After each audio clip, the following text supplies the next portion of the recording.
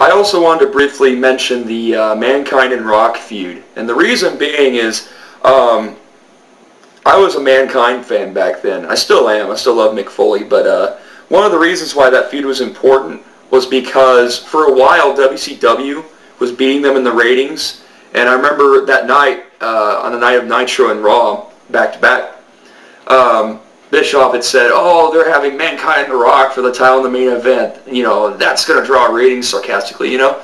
And it ended up being a really hot, I mean, it was a hot crowd, and it was a decent match, and of course they sprinkled in Vince and Stone Cold.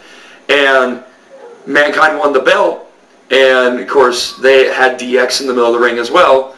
And the ratings shot higher than WCW, and I think it was the first time in like a year and a half, 2 years. And I remember that being such a big deal, and I wanted to mention that as well.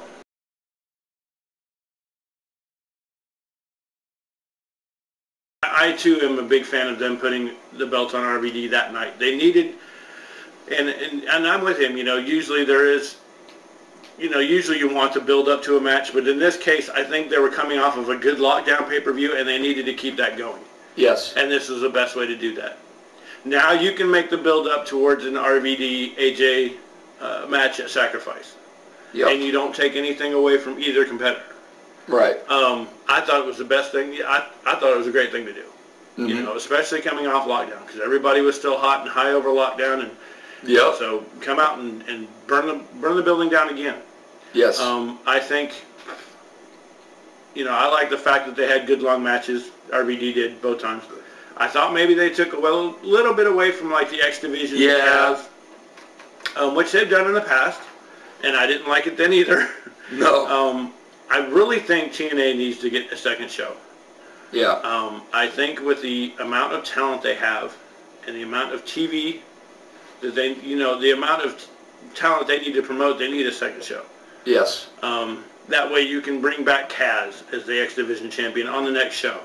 And you can bring back the Pope on the next show. And you can bring, you know, you can do more with the knockouts, which they really need to do. Yes, they do.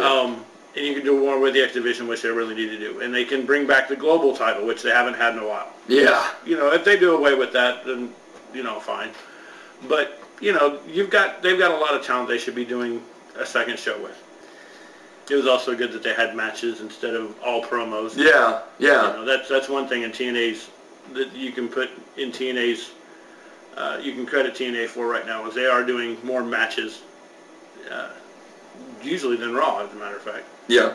And I do like the fact that they're starting an hour earlier than Raw. I think that's a great idea. Yeah. Just because of the fact that you get that build-up before Raw comes on, and people, as long as you do it right and you keep that build-up going through the first hour, then you have people tuning into the second hour instead of watching Raw. Yeah. Instead of going on to Raw and just watching a cold start again. Yeah. So I like that fact as well.